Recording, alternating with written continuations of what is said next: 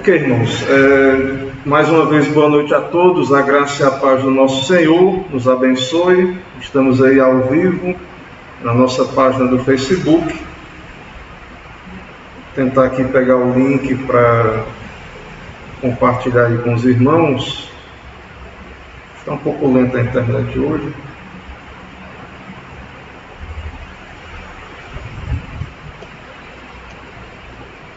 Irmãos, nós estamos tratando do culto bíblico, e tudo indica, possivelmente a gente encerra hoje questões de liturgia, né? A liturgia que a gente tem no culto, que a gente está tratando ponto a ponto da liturgia, certo?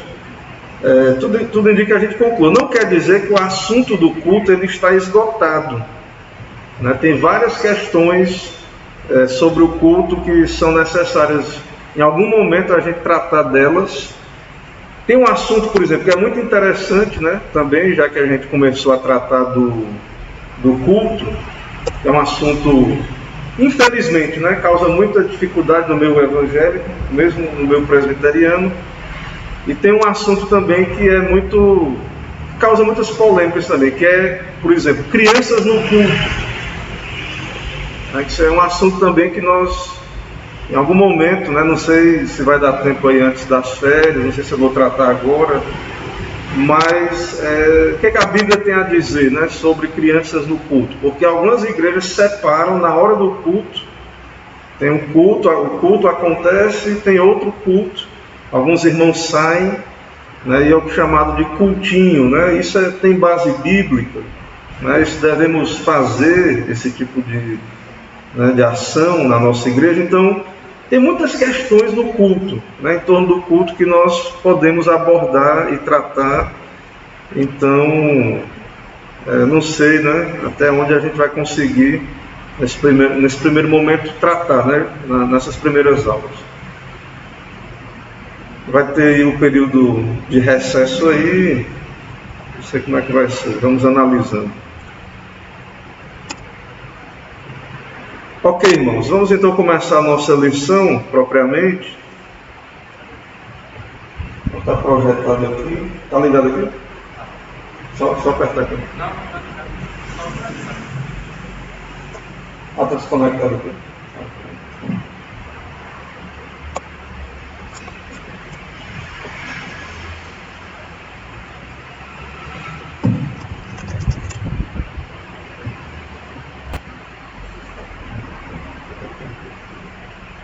Não, está desligado.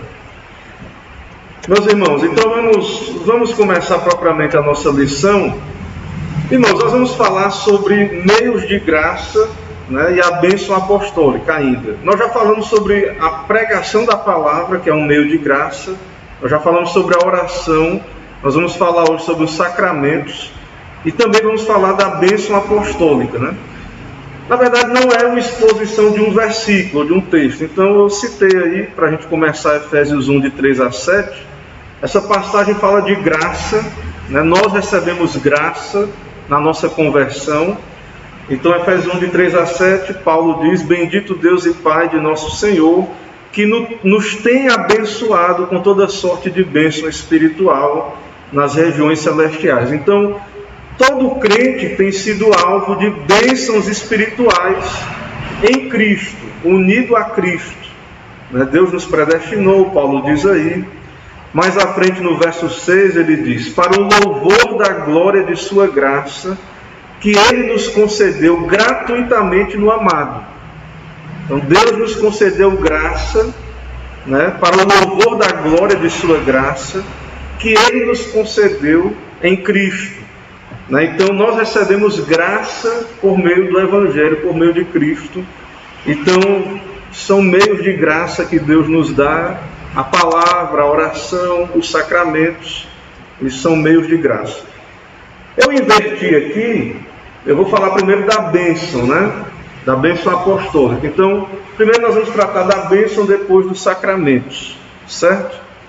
Então a bênção, os irmãos sabem, está lá na nossa liturgia. Quando termina o culto, como é que o culto começa primeiro? Chamada adoração. Como é que o culto encerra? com a bênção apostólica, né? Assim que o culto ele é encerrado, com a bênção apostólica, ok? Então, a bênção é bíblica. Quando eu estava em outra igreja, tinha um adolescente, ele me perguntou: pastor, tem base bíblica a bênção apostólica que é dada no culto? Interessante, né? Que quando a gente começa a ensinar a igreja sobre somente a escritura, que tudo tem que ter a base bíblica, o culto tem que ser bíblico, aí as pessoas começam a perguntar: mas isso é bíblico, né? Então, certa feita, um adolescente me perguntou: é bíblico o pastor emprestar a bênção no culto, né? Então é isso que nós vamos ver agora um pouco, né? Então, na tradição reformada, né, o culto começa com a chamada adoração e encerra com a bênção.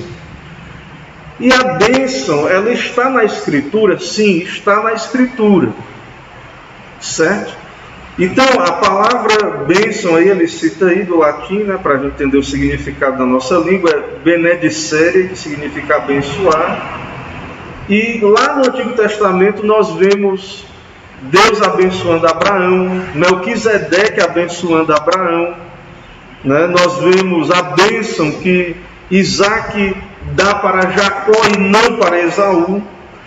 E até mesmo essa tradição, acho que é nordestina, né, de dar a bênção, acho que tem alguma base nessa questão bíblica, né, que tem aquela tradição lá, acho que geralmente nas roças, né, não sei se os irmãos conhecem, de os mais jovens pedirem a bênção, né, para os mais velhos.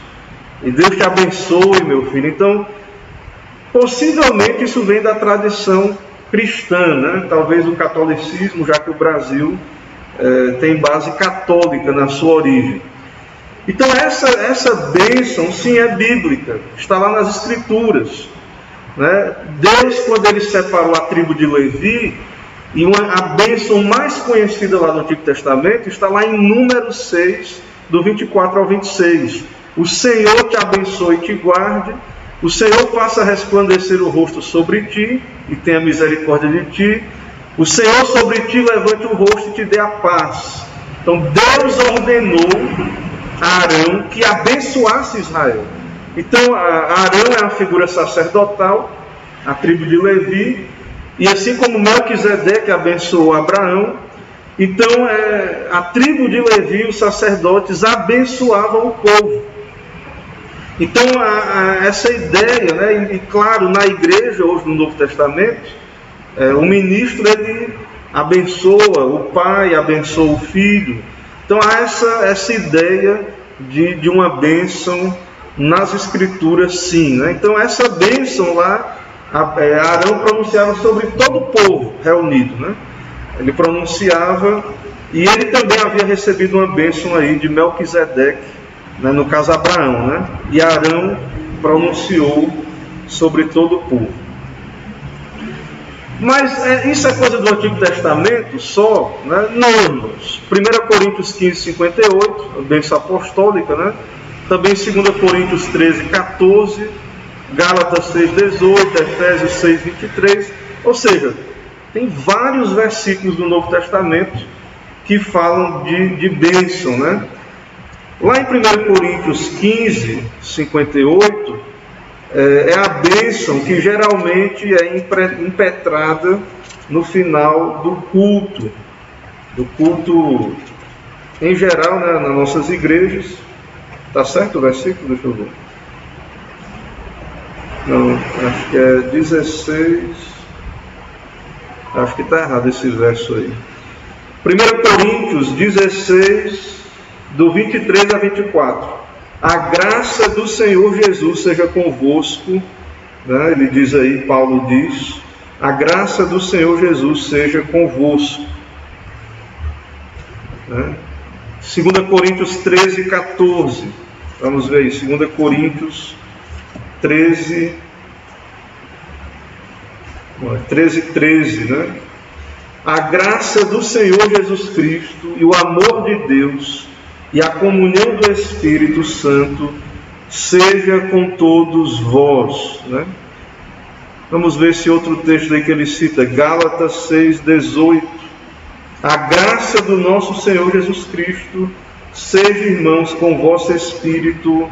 Amém. Então, a gente vê na questão dos apóstolos essa prática de abençoar, né? de desejar, de recomendar a graça de Deus, então, à igreja, né? Então, a tradição reformada e protestante, na nossa liturgia, então ela inclui esse princípio da bênção, né, no final do culto, sobre a congregação, num ambiente ali litúrgico, né, de despedida, no final do culto. Também isso tem a ver com a natureza, ele diz, doxológica, né, de adoração, de culto. Alguns hinos do nosso inário também são espécies de bênçãos, né, também vemos aí no nosso inário. Então, nós entendemos que há sim uma base bíblica para a bênção no final do culto. Por exemplo, aí também em Hebreus, né, eu já preguei nesse texto, preguei no culto em ação de graças, o autor aos Hebreus também, ele faz uma oração abençoando o povo no final da carta lá. Ora, Hebreus 13, 20 a 21. Ora, o Deus da paz, que tornou a trazer dentre os mortos a Jesus, nosso Senhor, o grande pastor das ovelhas, pelo sangue da eterna aliança, vos aperfeiçoe em todo o bem para cumprirdes a sua vontade, operando em vós o que é agradável diante dele por Jesus Cristo, a quem seja a glória para todos sempre. Amém. Então, nessa bênção, misturada com oração, com louvor a Deus, pedindo a Deus que opere no coração do seu povo, né, por meio de Jesus Cristo, né, por meio do Senhor Jesus Cristo. Então, é por isso que nós temos a bênção no final do culto. Então, o autor diz que essa é uma prática desde o final da Idade Média, e ele diz que em algumas igrejas isso não é praticado, algumas igrejas evangélicas, acaba o culto. Esse domingo agora, quando termina, não temos culto aqui, né? Estamos tendo a transmissão. Quando termina a transmissão, eu fico olhando, fico fiscalizando, né, meus colegas pastores, os cultos, né, nas igrejas deles lá. E o pastor René, que era lá de Pirá, ele não impetrou a bênção, né? Aí eu mandei um zap para ele. Não tem bênção aí, pastor? No culto? Ele, rapaz, eu esqueci. Ele orou e foi para os avisos, né? Aí eu estava lendo aqui, eu lembrei disso, né? O pastor pode esquecer, né? Também a gente esquece às vezes, muita coisa ali ao mesmo tempo acontecendo. Mas tem a bênção lá, ele esqueceu de dar a bênção. Mas tem igrejas que não tem a bênção, né? E tem pessoas que estranham quando elas vêm na nossa igreja e tem a bênção apostólica, né? O tríplice amém. Porque, como nós já temos visto, no meio evangélico em geral, esse culto mais litúrgico, ele não acontece, né? As pessoas acham um culto mais tradicional, esse tipo de culto.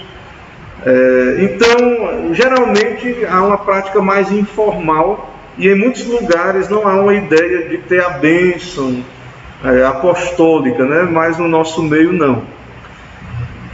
Então, vamos ver aí algumas, segundo aí esse autor, Ruggius Oliphant Old, em seu livro aí, As Raízes da Tradição Reformada, né, da Adoração, as raízes patrísticas da adoração reformada, ele diz aí que os reformadores entenderam a bênção da seguinte maneira, alguns pontos aí.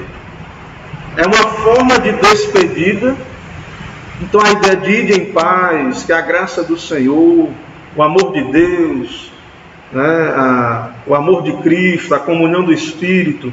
Então é uma maneira de uma despedida, de enviar, né, a congregação em paz e também com a bênção, né, abençoar a congregação. Ao mesmo tempo, a bênção é uma oração de intercessão, comissionado por alguém comissionado pelo próprio Deus. Então, Na nossa denominação, na Constituição da nossa denominação, da IPB, tem algumas questões, algumas coisas que são privativas do ministro, do pastor.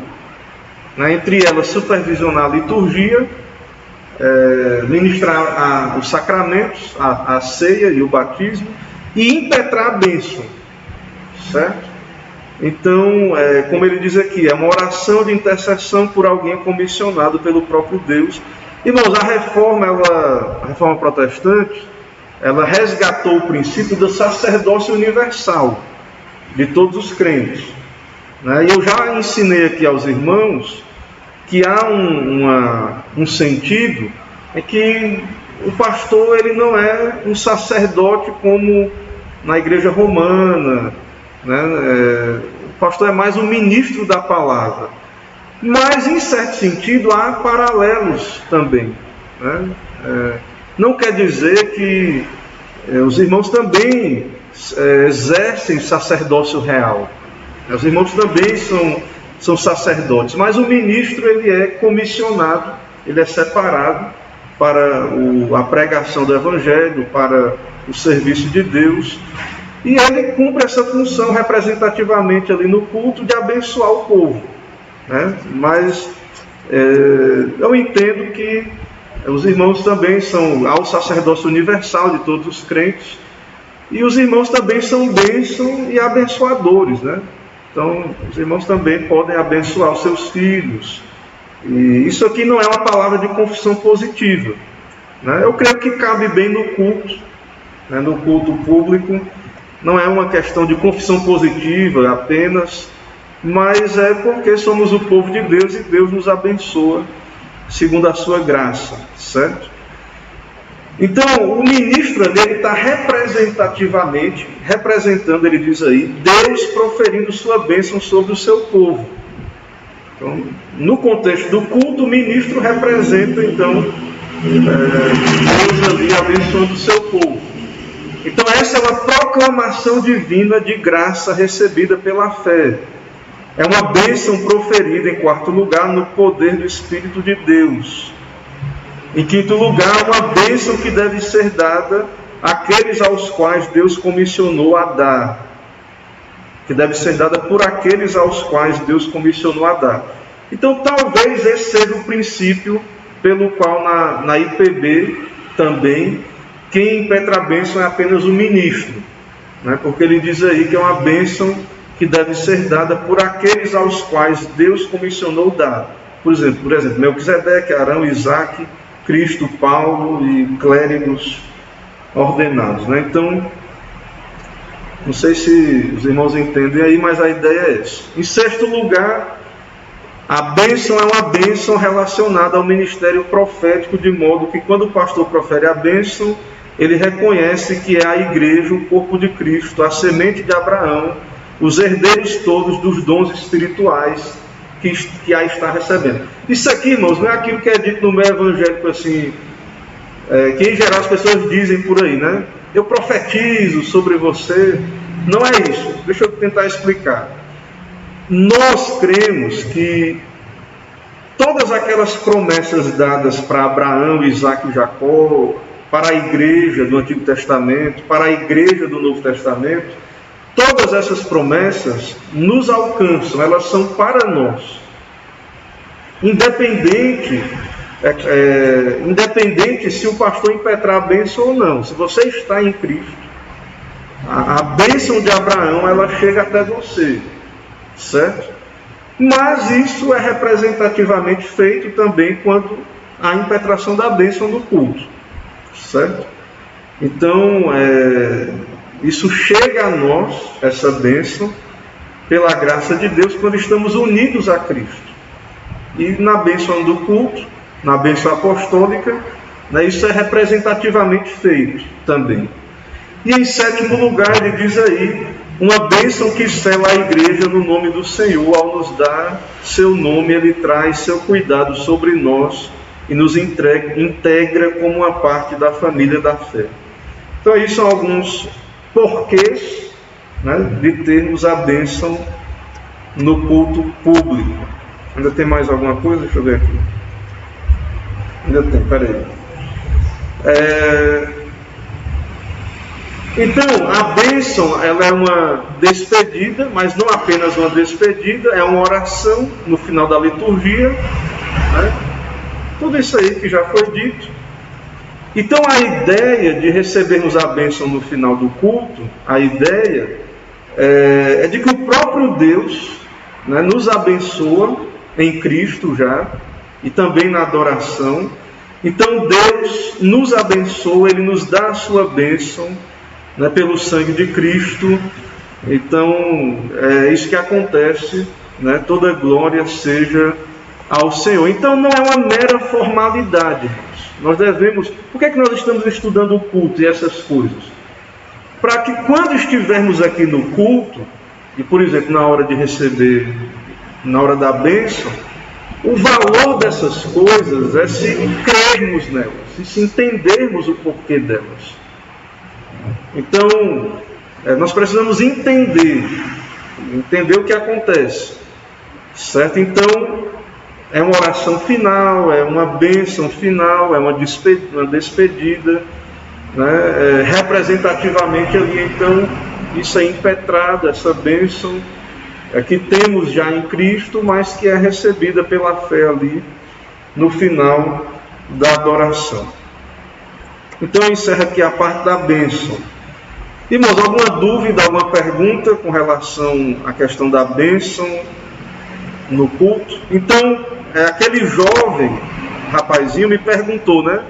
É bíblico, né, impetrar a bênção no culto, no final do culto? Onde é que está na Bíblia? Então, irmãos, a resposta a muitas questões, se é bíblico, não é assim, que vai estar na Bíblia dizendo assim: impetrarás a bênção no final do culto. Não existe uma liturgia no Novo Testamento, igual era no Antigo Testamento. Então, no Antigo Testamento, Deus chegou para Moisés, para Arão, e Deus disse exatamente como seria o culto. Quantas vezes, nos sábados, nas festas de Israel, como é que o sacerdote tinha que se preparar, como é que o animal tinha que ser morto, queimado, vários tipos de oferta. Então, Deus deu detalhadamente o culto, como ele deveria ser, o local, não podia ser em qualquer canto, o culto. Então, no Novo Testamento, né, na Nova Aliança, nós não temos no Novo Testamento uma liturgia, uma sequência litúrgica entregue à igreja. Então, a resposta é bíblico, a bênção. Se você quiser dizer por bíblico, se está lá diretamente dizendo impetrareis a bênção, você não vai achar. Mas você vai achar bênçãos em toda a Bíblia. Você vai achar desde o Antigo Testamento a bênção sendo impetrada. Então esse é o porquê que a tradição reformada inclui no culto, no final do culto, a bênção apostólica. Irmãos, alguma pergunta sobre a bênção? Alguma dúvida? Ficou claro aí? Aqui na internet não vi nada.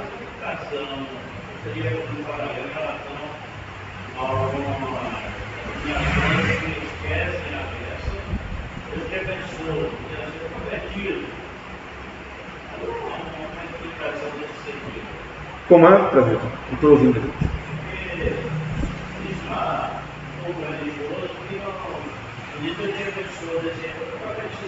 Sim, sim. Isso, irmãos. É claro, eu creio, irmãos, que quando nós nos convertemos, é o que lemos em Efésios. Fora de Cristo não tem bênção. Nós estamos mortos em delitos e pecados, andamos segundo o curso desse mundo, segundo o príncipe da potestade do ar. Então, fora de Jesus, eu até dei um estudo aqui, naquele livro Guia Seguro para o Céu, que é qual é a condição dos não convertidos. Não tem bênção alguma fora de Cristo. Então, quando cremos em Jesus, nós já estamos abençoados em Cristo, né? Como nós lemos aí em Efésios, no capítulo 1, nós nos assentamos nos lugares celestiais em Cristo Jesus.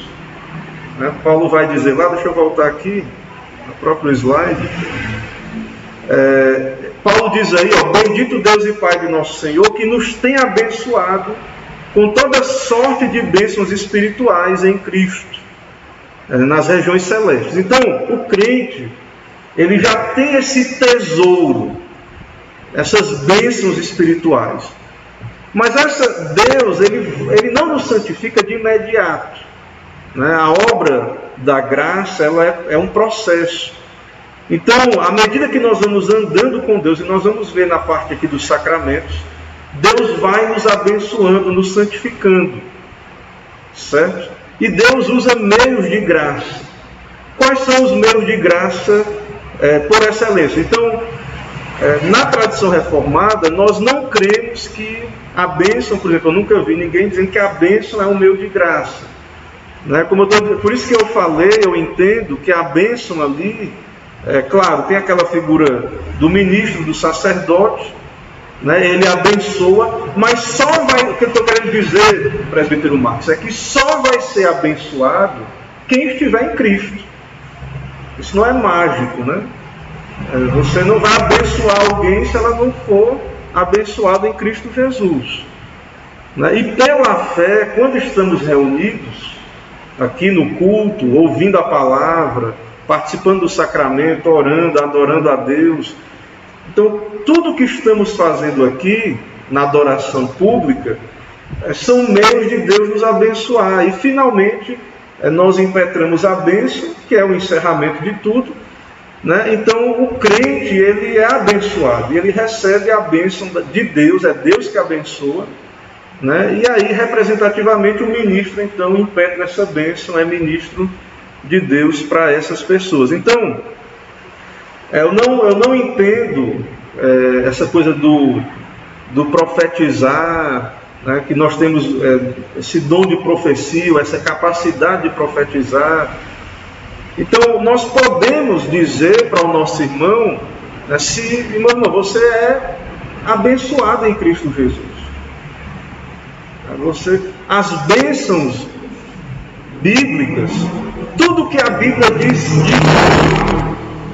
certo? Se aplica a nós, crentes. Quando você lê a Bíblia, né, tudo aquilo que a Bíblia diz de condenação se aplica ao ímpio.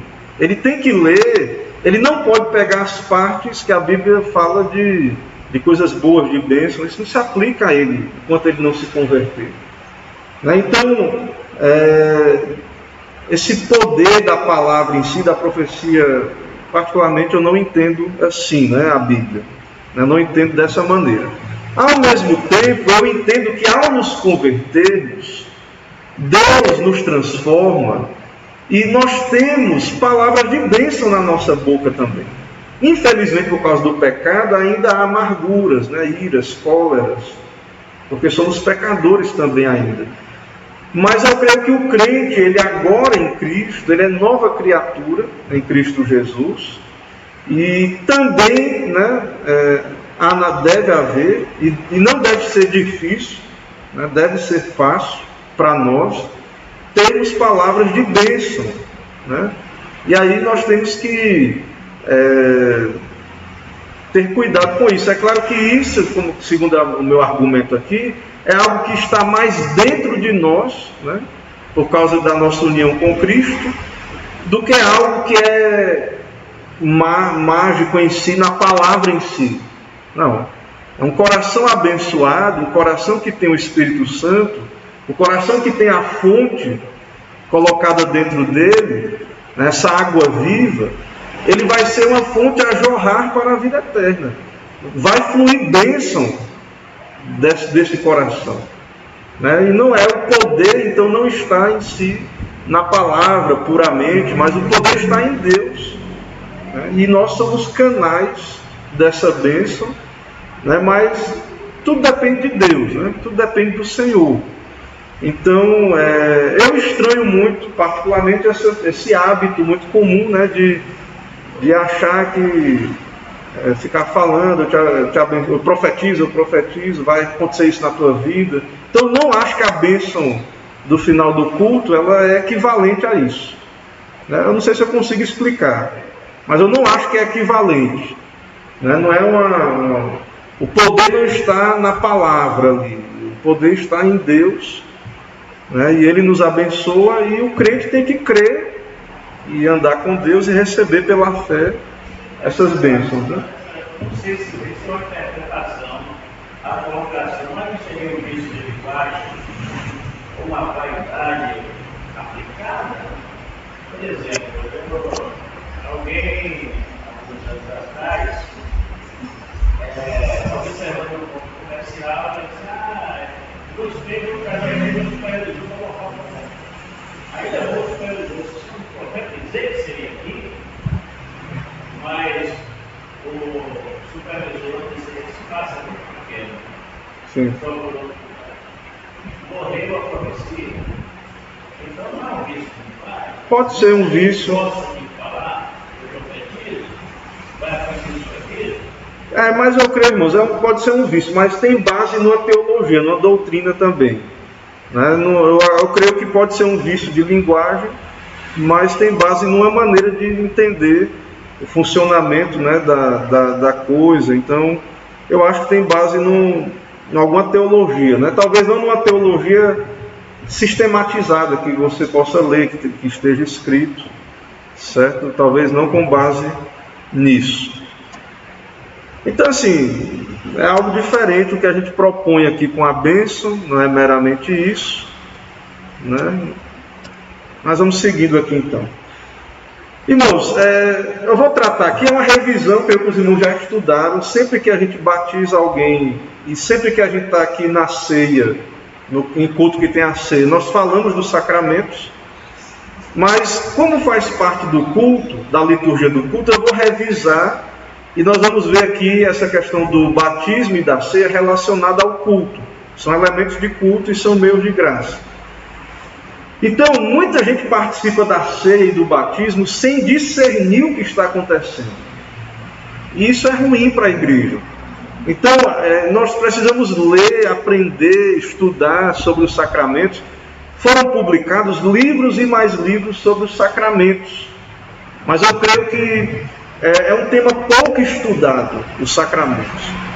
Então, o sacramento, Calvino ele diz aí, é um testemunho da graça divina para conosco, confirmado por um sinal externo, com mútua testificação de nossa piedade para com ele. Então, o culto do Novo Testamento ele é muito espiritual.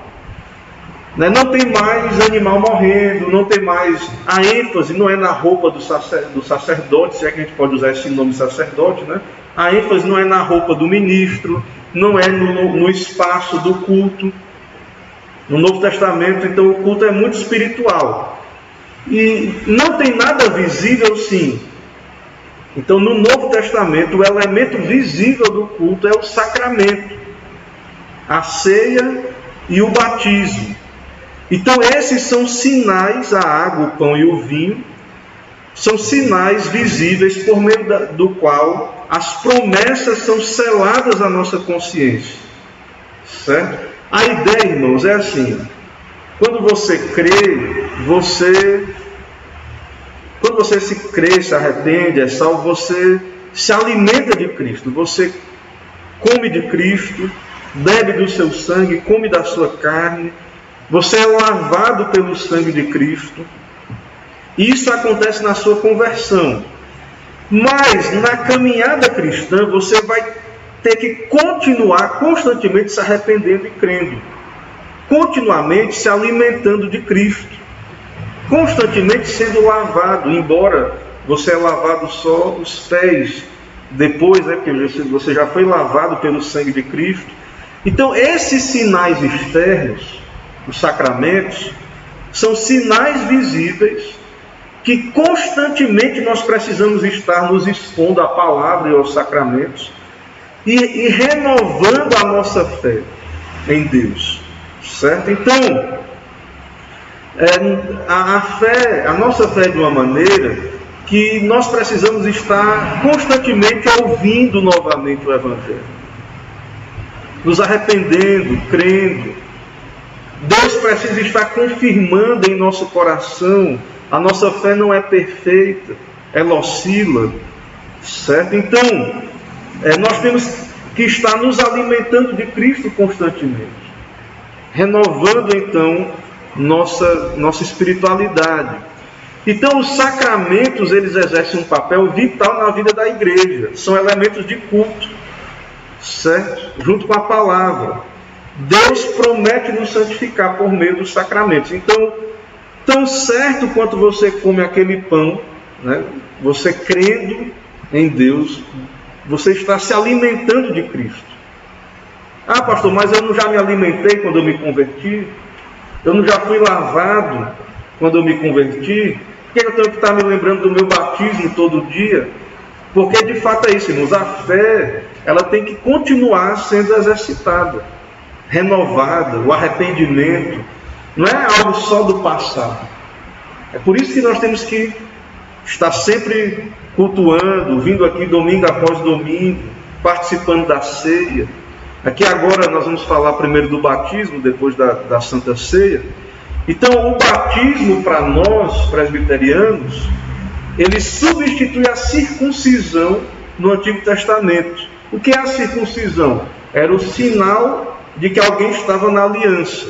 Gênesis 17, 1 a 14, né, no Antigo Testamento aí ele cita Mateus 28, 18 a 20, Atos 2, 38 a 39. Então esses textos, Gênesis fala lá de Abraão, né, e Mateus fala do batismo, né, no Novo Testamento. Então a circuncisão era um rito sangrento, né, no caso eram os meninos que eram circuncidados, era cortado o prepúcio ali, e no culto do Antigo Testamento tinha muito sangue, e isso apontava para Cristo, que era necessário sangue, sacrifício. Sem derramamento de sangue não há remissão de pecados. Então no culto do Antigo Testamento tinha que ter dor, sofrimento, morte. Então o adorador do Antigo Testamento, quando ele ia para cultuar, o sacerdote era cruento, ele matava o animal. Você viu o animal morrendo, sofrendo, e aquilo ali apontava para Cristo e lembrava o pecador de que ele é que deveria estar sofrendo e morrendo, mas outro morreu por ele. Então no culto do Antigo Testamento havia sangue, era cruento, e no Novo Testamento não tem mais. Ninguém vai matar mais animal, ninguém vai mais fazer nada sangrento. É por isso que agora nós temos o vinho, né? O sangue é representado pelo fruto da videira, né? No Novo Testamento. Então, a circuncisão também apontava para a circuncisão do coração, a limpeza da impureza do coração. Paulo fala sobre isso em Romanos 2, do 28 ao 29, certo? Então, a circuncisão, ela apontava para essa lavagem ali no Antigo Testamento, da impureza, uma limpeza da impureza. Então nós entendemos que o batismo representa a mesma coisa na nova aliança. Então é um novo pacto, uma nova aliança, que na verdade é novo, mas é a mesma aliança da graça, mas é novo porque é a mesma aliança, mas administrada de modo diferente. Então, no Antigo Testamento, a aliança da graça era administrada de um modo. No Novo Testamento, a mesma aliança é administrada de outro modo. Então, agora não é mais circuncisão, agora é batismo. Então, o batismo também simboliza lavagem e remoção do pecado, purificação do sangue, né, pelo sangue de Jesus, pelo poder regenerador e santificador. Está lá em Tito 3,5, Colossenses 3, de 11 a 12, 1 Pedro 3, 21, certo? Então, para nós, está conectado o Antigo Testamento e o Novo Testamento. Tudo isso aponta para Cristo. Tanto a circuncisão aponta para Cristo, o batismo também aponta para Cristo, da mesma maneira, né? Então, isso aí nós vemos aí. E esses sinais são sinais de iniciação do povo da aliança de Deus na igreja, né? Irmãos, de modo ideal, diante disso, não existe duas circuncisões e não deveria haver dois batismos. Porque hoje, na verdade, não existe só uma igreja e um Estado. né? Existem várias igrejas e existem falsas igrejas, né? Seitas. Mas isso é uma questão polêmica, né? Tanto que os reformadores, eles não rebatizavam, muitos deles não foram rebatizados e muitos não rebatizavam. Se o batismo foi corretamente administrado em nome do Pai, do Filho e do Espírito Santo, e teve água, né, não rebatizava. Porém, a nossa denominação, a IPB, ela entende que algumas igrejas deixaram de ser igrejas, ou não são igrejas, são seitas.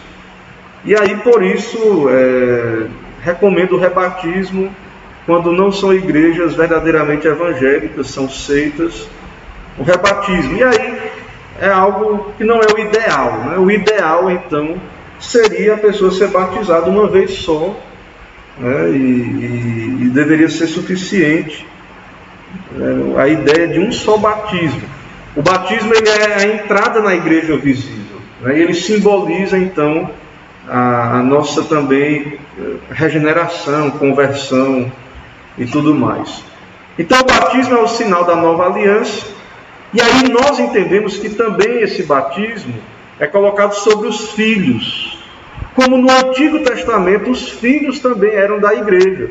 Mesmo que os filhos lá, nem todos eram convertidos. Lembra de Esaú? Foi circuncidado, né? Os filhos de Jacó, no começo não eram crentes, depois se converteram, né? Os filhos de Jacó. Então, nós entendemos que o filho do crente, ele é membro da igreja visível. Não afirmamos que eles são eleitos. Eles têm que se converter em algum momento, serem regenerados e professarem a fé e terem a sua fé, a sua experiência religiosa. Mas, irmãos, pense o seguinte: nós estamos no Novo Testamento, certo? Então, nós temos mais luz do que quem estava no Antigo Testamento. A revelação foi progressiva e hoje nós temos mais revelação do que Abraão, do que Moisés e o povo do Antigo Testamento. Então, se no Antigo Testamento os filhos tinham o privilégio de estar na aliança, se no Antigo Testamento tinham, por que não no Novo Testamento?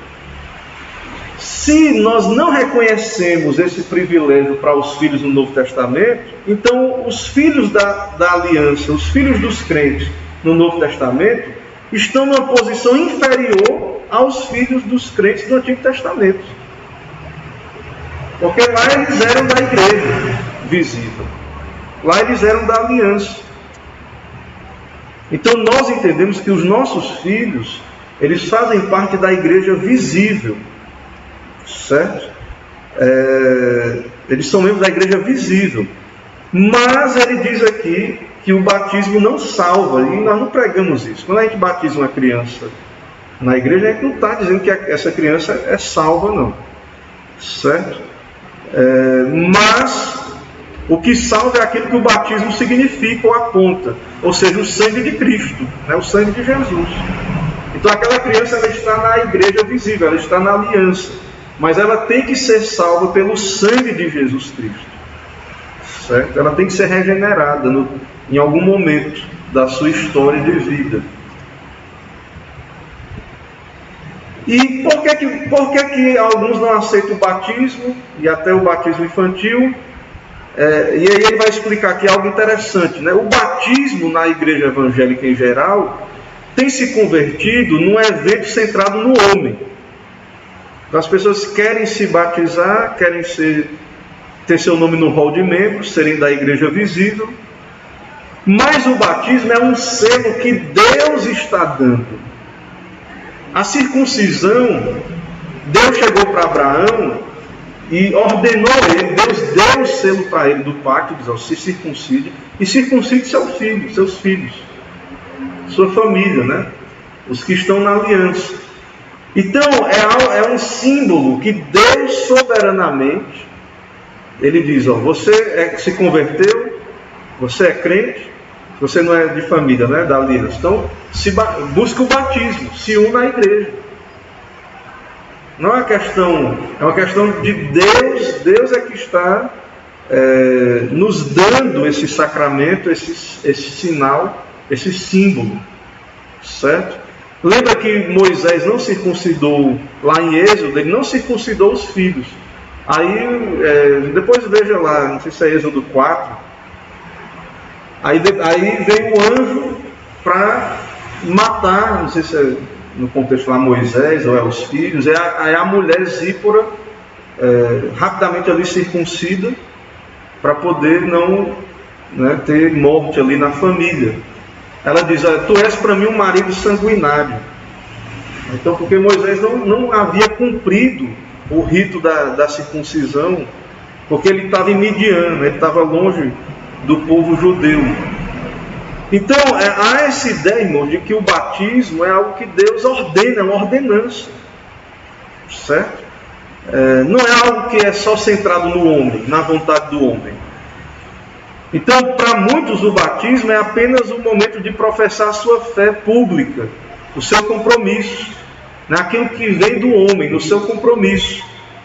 Mas o batismo também é algo centrado em Deus, certo? Quando batizamos, né, é centrado em Deus, é um símbolo que Deus nos dá. É um símbolo externo que Deus nos dá. É como quando você casa, você compra uma aliança, né? Uma aliança. A aliança é um símbolo visível de um pacto, de um compromisso. Que o noivo deu à noiva e a noiva deu ao noivo. Então o batismo é um símbolo que Deus nos dá de que somos da aliança. É por isso que você deve sempre lembrar do seu batismo. É por isso que Lutero dizia: todo dia de manhã, ao lavar o rosto, lembre-se do seu batismo e viva de acordo. Então, esse símbolo, o batismo, é um símbolo que Deus nos dá, né, para que nós lembremos disso. Nós não somos mais do mundo. Nós não somos iguais àqueles que estão fora da aliança. Pela graça, né, não para nos orgulharmos, mas pela graça de Deus. Então, toda vez que alguém é batizado aqui, você tem que lembrar do seu batismo, de que você é batizado. Então, todo batizado genuíno, ele leva o nome de Cristo sobre ele, para o mundo, né? Então, você leva o nome de cristão, o título de cristão. Então, quando você não vive de acordo, as pessoas vão dizer: você é cristão, você é da igreja, você é batizado, né? E como é que pode, né? Então, a gente tem que lembrar disso. Não só ter o título de cristão, não só ter o nome no rol de membro da igreja. Porque esse símbolo simboliza o quê? Que estamos em aliança com o Senhor. E se quebramos essa aliança, se nos afastamos dela, isso é prejudicial. Deus vai nos disciplinar. Deus vai tratar conosco. Então, um filho da aliança, ou alguém que já foi de uma igreja, já foi batizado, a quem muito é dado, muito será cobrado.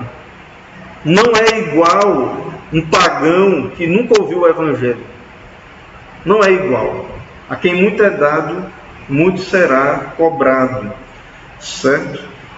E aí o catecismo de Westminster, ele diz aí a maneira de nos beneficiar do batismo, né? E aí ele mostra que durante toda a nossa vida nós temos que nos beneficiar do batismo. Quando Satanás lhe tentar, você deve lembrar do seu batismo. Eu sou da aliança, eu sou de Cristo, eu tenho o Espírito Santo. Você deve se lembrar de quem você é da família de Deus. Você deve se lembrar do seu batismo. Então, o que a gente faz aqui no domingo, o sacramento, não é uma coisa para você fazer e ir embora esquecendo.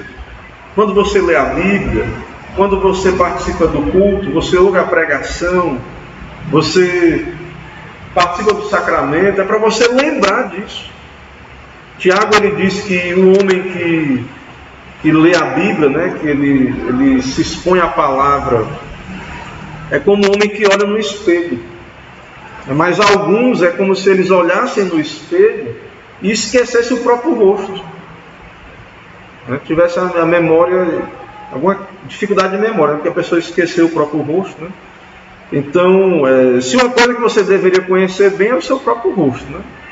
Só que para você conhecer bem o seu próprio rosto, você tem que olhar para ele por meio da Bíblia.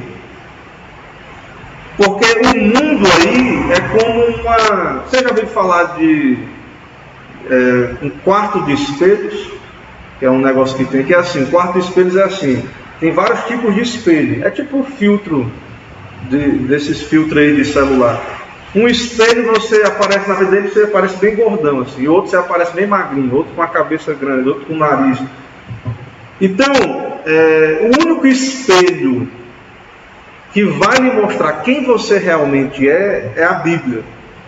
Se você usar como espelho, olhar para o irmão, olhar para quem está lá fora, olhar para o humanismo, o secularismo, você não vai se ver perfeitamente. Então, quando nós estamos aqui na igreja, nós estamos nos expondo à pregação, participando ali dos sacramentos. Então, nós devemos nos lembrar da cruz, de quem nós somos, viver pela fé. Então, talvez nós não sabemos viver pela fé. Porque, como eu falei, nós nos esquecemos. Porque nós somos treinados a deixar a fé na vida privada e na igreja. A fé é para você vivenciar a fé só quando você está aqui, ou só no domingo. E aí nós somos treinados para isso. Você vem, participa do culto, ouve a pregação, tem a ceia, tem o sacramento, mas aí vem a semana, pronto, você esquece de que é cristão, de que é batizado, de que é da igreja. A gente esquece essas coisas. Então a ideia do sacramento, a ideia do batismo, não é ser uma coisa do passado, não, para você só saber a data que você foi batizado, não.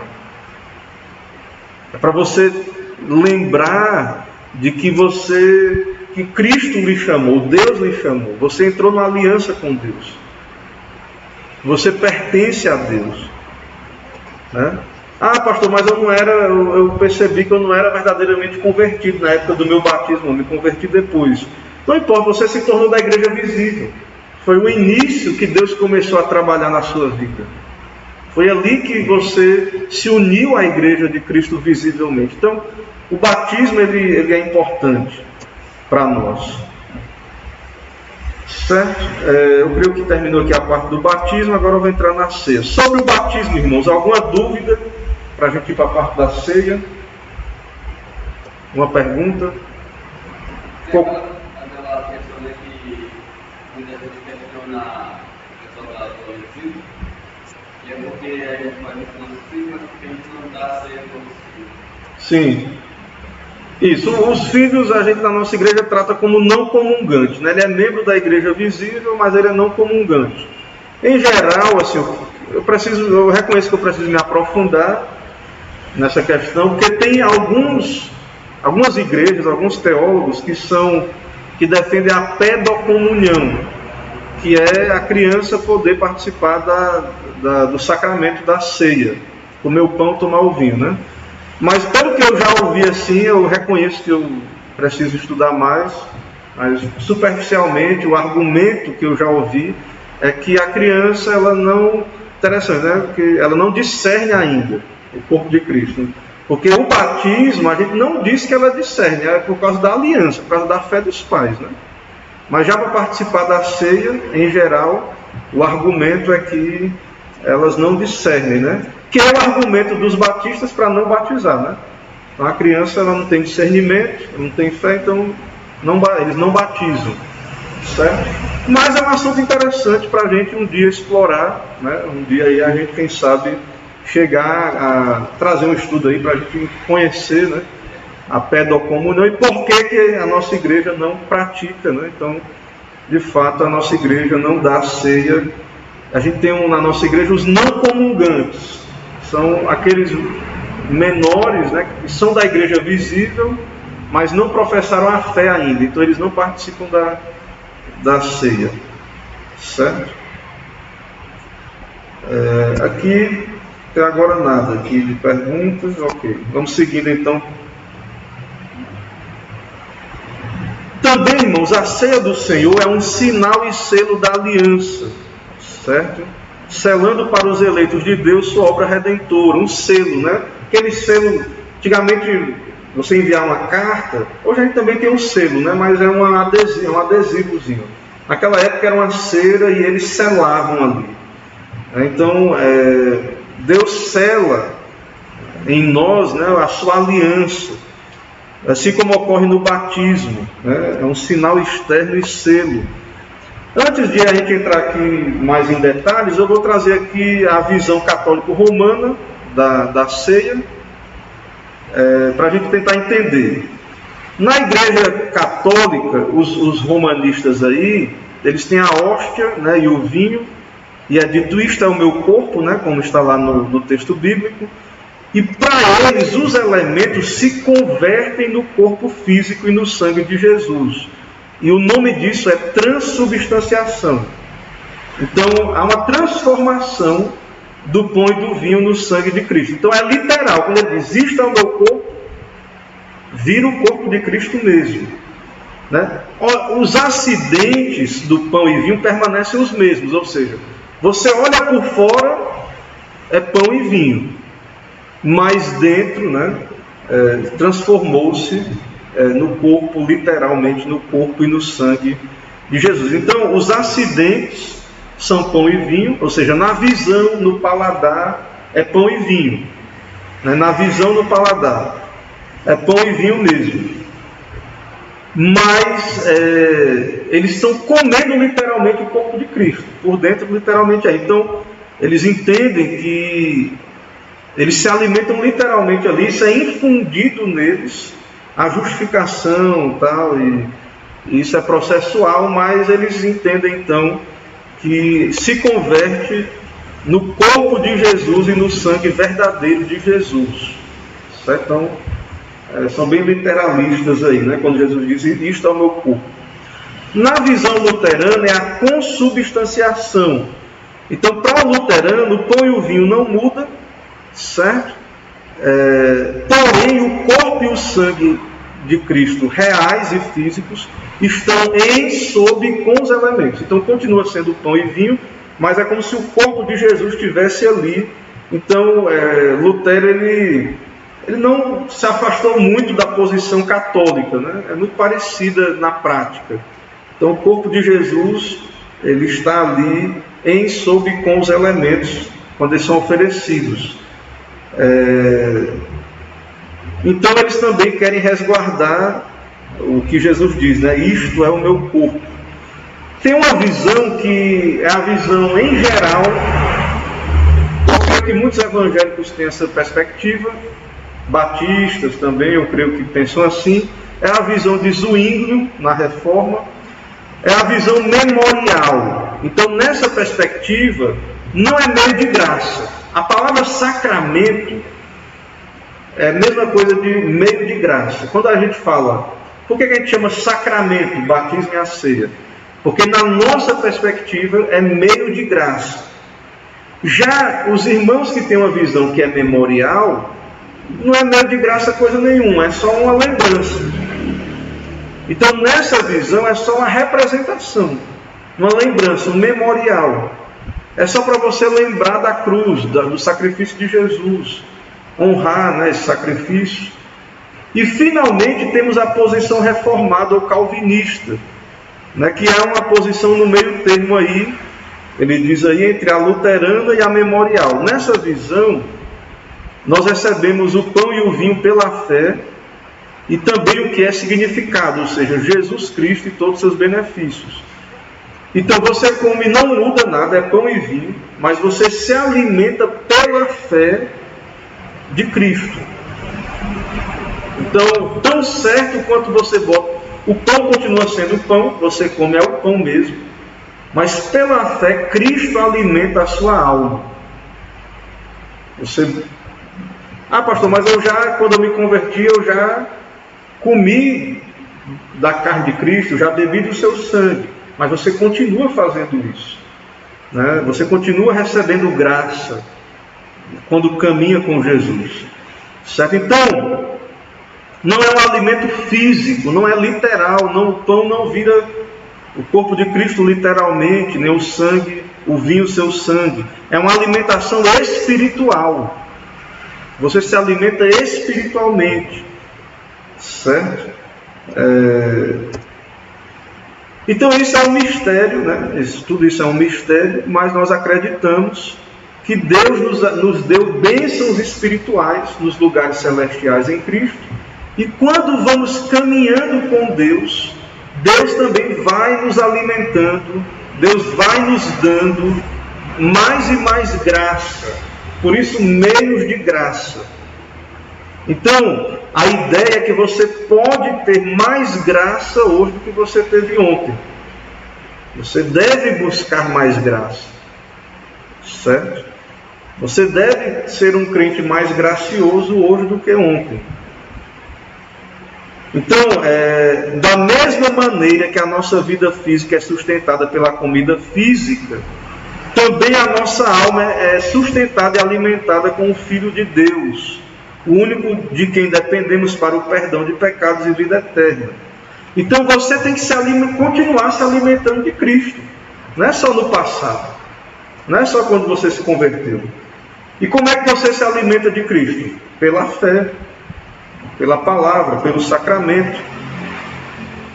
Então quando você recebe os sinais do pão e vinho, de uma forma misteriosa, você recebe a coisa significada, ou seja, Jesus, e os benefícios da união com Ele. Né? Aí alguém diz, eu já recebi isso aí, eu já tenho isso aí. Eu já ouvi a pregação, eu já criei em Jesus. Certo? Mas essa fé tem que ser alimentada e sustentada, selada, confirmada. Né? Então a ideia é que nós temos que estar, Deus tem que estar constantemente dizendo, você é meu servo, você é da minha aliança. Então, quando você vem ao culto, você vem adorar a Deus, e Deus então, da parte dele, a mesa está posta, aí Deus então, Ele nos dá esses sinais, esses símbolos do seu amor, de que Ele nos recebe por graça.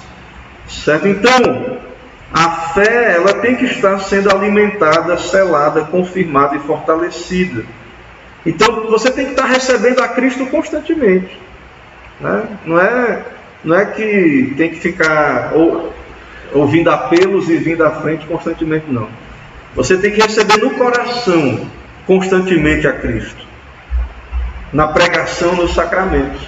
Então, nós temos que estar renovando isso na nossa vida. Então, sempre que ouvimos o Evangelho sendo pregado e exposto diante dos nossos olhos, os sacramentos, nós devemos abraçar Cristo pela fé, amor e certeza. Mas para isso, irmão, nós temos que crer que essas coisas é mistério, mas que essas coisas acontecem. Crer que Deus está se oferecendo a nós a sua graça constantemente. Então, os meios de graça nos levam para perto de Cristo, da sua obra, certo? Então, é por isso que nós temos que estar participando da ceia. Algumas igrejas, até é mais frequente. Calvino tentou fazer toda semana, mas não conseguiu. Todo culto, mas não... Também há o perigo de banalizar, as pessoas não entendem e virar algo sem sentido. As pessoas, para participar da ceia, é importante entender o que está acontecendo. Talvez seja por isso que a maioria dos reformados não são da pé da comunhão. Né? A criança ela não teria ainda a condição de entender ali. Então a palavra e o sacramento sustentam a nossa fé e nos levam a olhar para Cristo. A gente é que nem Pedro, irmão. A gente se acha forte, aí você começa a andar sobre as águas, daqui a pouco você está afundando. Vem a dificuldade, os problemas, você está afundando. Então nós temos que estar constantemente olhando para Jesus, crendo nele. Certo? Então, nós devemos estar participando aí desses sacramentos. Eu creio que isso explica aí. Também aqui é dito que a ceia substitui a Páscoa, né? Então, a refeição do Antigo Testamento era qual? A Páscoa, matar o cordeiro. Qual a refeição do Novo Testamento? A ceia, certo? Então, receba pela fé a ceia no culto. Confie no Senhor, olhe para Cristo, né? Creia nele, na aliança que você tem com ele. Irmãos, alguma dúvida sobre a questão da ceia, do sacramento da ceia? Alguma pergunta? Alguma dificuldade aí? Não ficou claro algum ponto?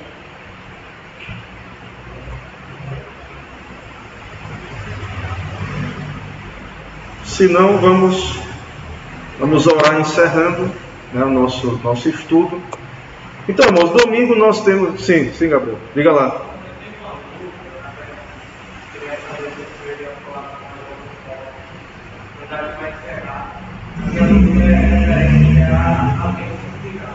Certo. Como o senhor mesmo disse, normalmente quem dá a bênção final é o ministro. Sim.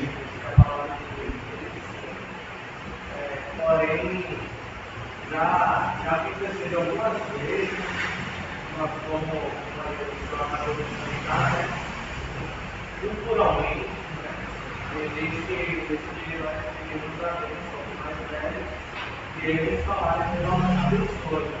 Mas eu não passei por situação também que, mesmo não dando bênção, uma certa pessoa na minha família dá essa bênção, né? Ela fala, essa família quando vai se despedir, né? Essa bênção final que está lá em Lucas.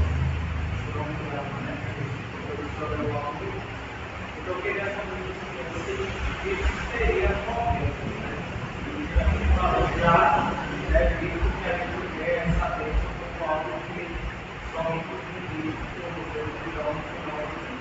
Sim, irmãos, vejam, liturgicamente, a base, o argumento é esse, né? Para que seja dada a bênção no culto. Então, o entendimento é de que isso tem vínculo com a questão do ofício sacerdotal, dos líderes, né? Há um entendimento disso aí. E tem um acréscimo, né, que está na nossa Constituição também, né, como uma função privativa do ministro, no culto. Então isso está na Constituição. Então eu já vi relatos de seminarista abrir no texto que tem a bênção e ler, usar esse tipo de subterfúgio, né? Já que ele não é ordenado, mas ele não está proibido de ler o texto, né? Então assim, é bem verdade, né? Que ele não está proibido de abrir o texto e ler.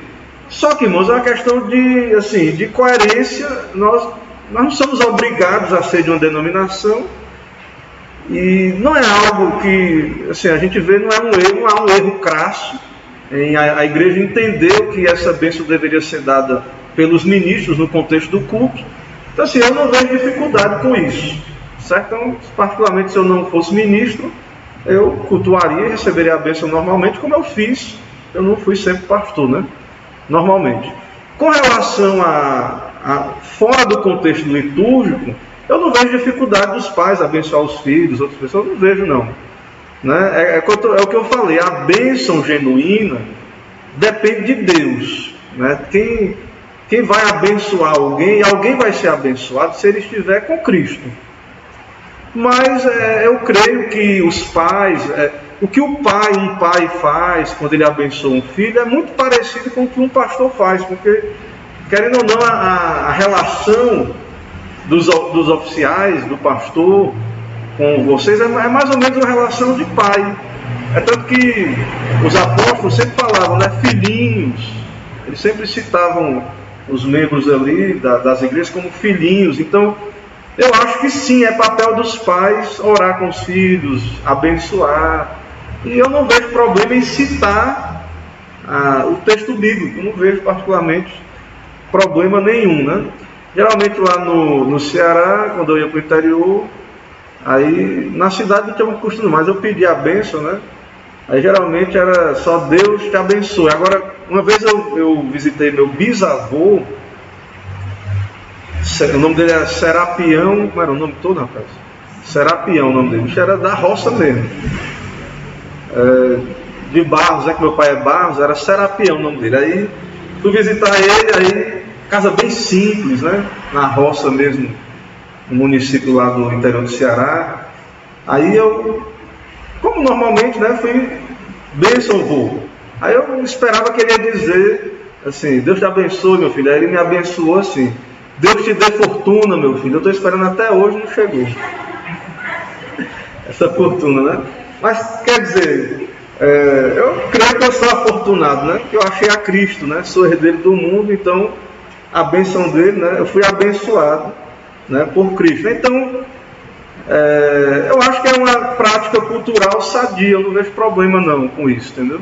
Não vejo problema. Eu acho que a gente não pode atribuir algo mágico, né, a isso, que quem vai abençoar de fato é Deus. Né? Mas é interessante isso, né? Porque isso também demonstra respeito pelo mais velho, né? Demonstra essa visão de que o mais velho abençoa o mais novo. Então isso é interessante. Diga lá, presidente. Deus lhe dê sorte. Isso. Então, eu creio que não há problema com isso, não. Diga lá, Jonas. Referente a toda a situação da bênção, a pessoa vai ser abençoada se ela cumprir os princípios da palavra de Deus para com os pais e irmãos. Sim. No caso, a questão do profetizar, que proferir a palavra de Deus, não é isso? Sim. Se a pessoa transmitir a palavra do Senhor, ela está profetizando. Sim. Proferindo a palavra, como os profetas antigos. Mas, em relação ao profetizar, não tem sentido nenhum. A pessoa profetiza isso, profetiza aquilo. Se ela está declarando que a palavra de Deus fala, se a pessoa obedecer, vai. Nós não temos o dom de profecia dos profetas antigos, não, né? De ter essa profecia aí, não. Nós não temos esse dom, né? Eu não creio, assim, isso se cumpriu, houve profetas no Novo Testamento, mas isso se cumpriu. Então, assim, se você diz a alguém aquilo que já está na Bíblia, então ele já está na Bíblia, como você falou, ele já é abençoado, né? Então, claro, a gente pode desejar o bem para o irmão, né? As bênçãos espirituais, orar uns pelos outros, mas eu não vejo essa coisa que o pessoal fala, profetize. Porque assim, a palavra ela muda muito de contexto, né? Para os puritanos, eles falavam a arte, tem um livro do William Perkins, que é a arte de profetizar. Para ele era pregar. Só que hoje não, o pessoal fala profetizar isso, né? Desejar, determinar algo para o irmão, algo bom. Determinar o que vai acontecer. E nós não determinamos. Porque a pessoa vai ser abençoada se Deus determinou que ela vai ser. Né? Mas todo crente há um sentido que ele é abençoado. Agora, nós não vamos receber as mesmas bênçãos, assim, exceto a salvação, né? Mas assim, Deus vai lhe abençoar, talvez de um modo diferente do que Ele vai me abençoar. Então talvez Ele vai lhe conceder coisas que Ele não vai me conceder. E aí a gente tem que ter essa sabedoria, porque às vezes não é o desejo do coração. A gente confunde o desejo do coração com profecia, né? Então eu desejo que vocês prosperem, né? O que meu bisavô desejou para mim, fortuna, desejo que Deus dê fortuna a vocês. Imagina isso, seria bênção, Deus prosperasse a igreja, mas eu não posso determinar que Deus vá lhe dar fortuna. Não posso determinar isso, ou profetizar isso. Profetizo que Deus vai lhe abençoar, Deus vai lhe prosperar, 2021, você vai ser próspero, vai ser o ano da sua vida. Eu não posso fazer isso.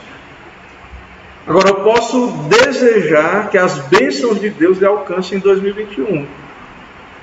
E lhe digo que as bênçãos de Deus, estando em Cristo, elas são para nós, são para cada um de nós. Então, é isso. Irmãos, o tempo avançou muito, né? Então eu vou encerrar orando para a gente dar os avisos, para não ficar também muito aí cansado a nossa classe aí. Vamos orar então. Senhor, muito obrigado por estarmos aqui aprendendo do Senhor. E sabemos que são assuntos importantes, necessários, alguns complexos. Nos dá a meditar, ó Deus, naquilo que lemos aqui, ouvimos. Que o Senhor tire as dúvidas, esclareça. E que tudo seja para a glória do nome do Senhor. Perdoa as nossas faltas, santifica o teu povo. Também nos prepara para o culto no teu dia, ó Deus, que participemos do culto com discernimento. É o que pedimos, oramos em nome de Cristo Jesus. Amém. Irmãos, eu vou encerrar a transmissão, né? Deus abençoe aí os irmãos que nos acompanharam aí no Facebook.